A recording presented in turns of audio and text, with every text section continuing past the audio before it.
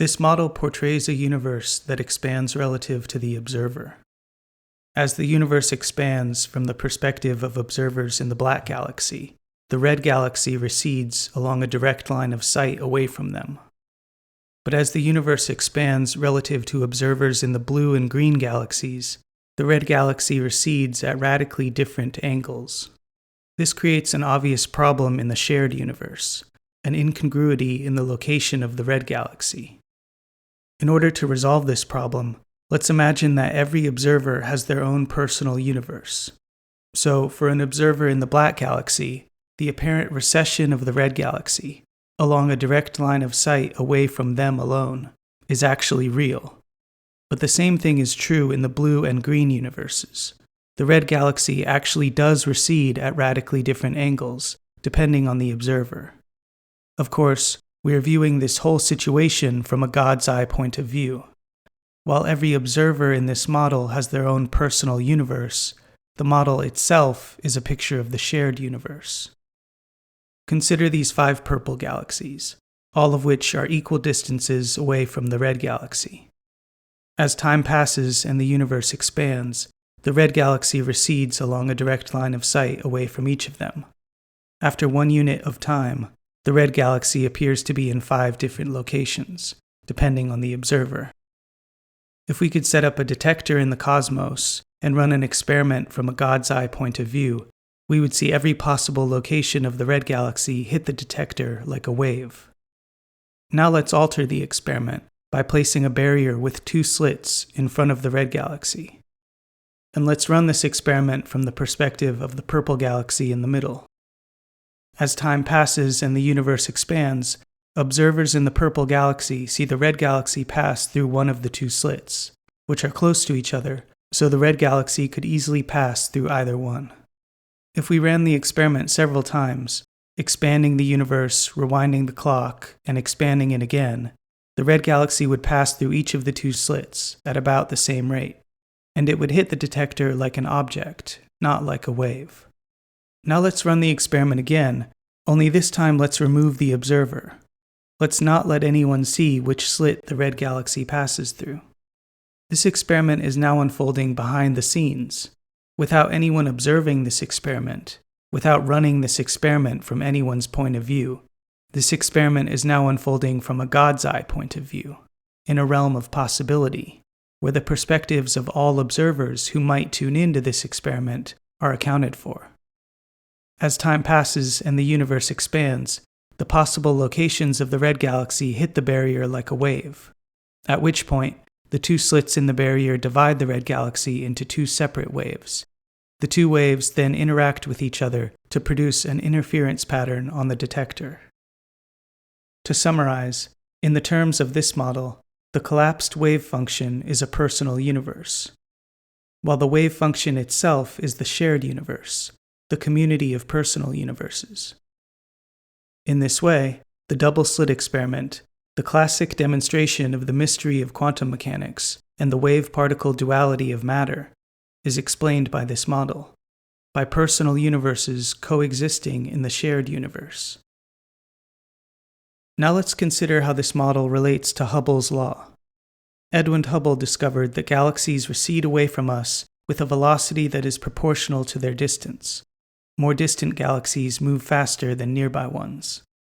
In this model, Hubble's law is reflected in the shared universe. It is explained by the fact that the universe expands relative to every observer in every galaxy. From the perspective of observers in the black galaxy, the blue galaxy receded 1 unit of distance in 1 unit of time, while the red galaxy receded 4 units of distance in 1 unit of time. There is a compounding effect in the recession of galaxies over large distances, which is produced by the constant expansion of space between each galaxy. But Hubble's law is not reflected at the level of personal universes, which only expand relative to their one observer. The observer in the black galaxy sees every other galaxy recede 1 unit of distance in 1 unit of time. There is no compounding effect in the recession of galaxies over large distances. As previously discussed, this generates a problem in the shared universe, an incongruity in the location of galaxies depending on the observer.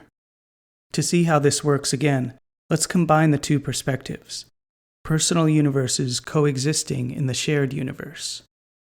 Again, here are 5 galaxies, all equal distances away from each other, before and after expansion in the shared universe, obeying Hubble's law. At the same time, observers in these 5 galaxies each have personal universes that expand relative to them alone. For the sake of clarity, let's look at what happened to the red galaxy.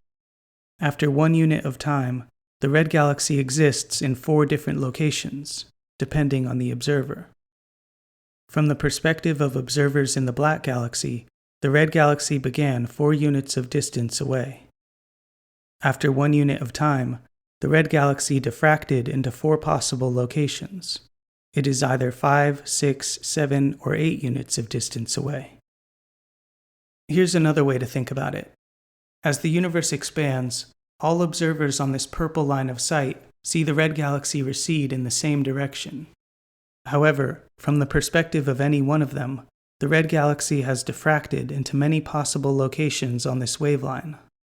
As a rule, once we determine the momentum of the red galaxy, the line on which it recedes, we necessarily become uncertain about its position. To know the momentum of the red galaxy in our personal universe is to be uncertain of its position in the shared universe. On the other hand, once we determine the position of the red galaxy, we necessarily become uncertain about its momentum. The red galaxy could be receding along any line of sight in any direction, depending on the observer. To know the position of the red galaxy in our personal universe is to be uncertain of its momentum in the shared universe. Notice how the uncertainty principle, the foundational tenet of quantum mechanics, which is itself unexplained by quantum mechanics, emerges in this model out of 2 basic propositions: that the universe expands relative to the observer, and there are multiple observers. Today's physics assumes that at the largest scale, galaxies do not have any momentums. They only have positions in a space that is expanding. But in the context of this model, astronomers are simply measuring the positions of galaxies at a hidden cost of witnessing their momentums. We are living inside the double-slit experiment, so to speak, and as such, the cosmos, at the largest scale, will behave differently depending on how we observe it, just as it does at the smallest scale. If we could remove our own observation from the experiment, we would get a glimpse behind the scenes, at a God's eye point of view, at a universe expanding relative to every observer in every galaxy simultaneously, at a multitude of personal universes coexisting with each other.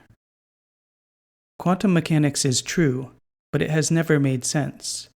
Its description of how things behave on a microscopic scale has always lacked a macroscopic explanation. But in this model, I showed how quantum mechanics functions throughout the universe, and how those mechanics emerge out of a deeper explanation, a world where space-time itself is quantized relative to the observer. The cosmos that we see is merely one side of itself that the universe shows us. The whole external universe is responsive to the present observer.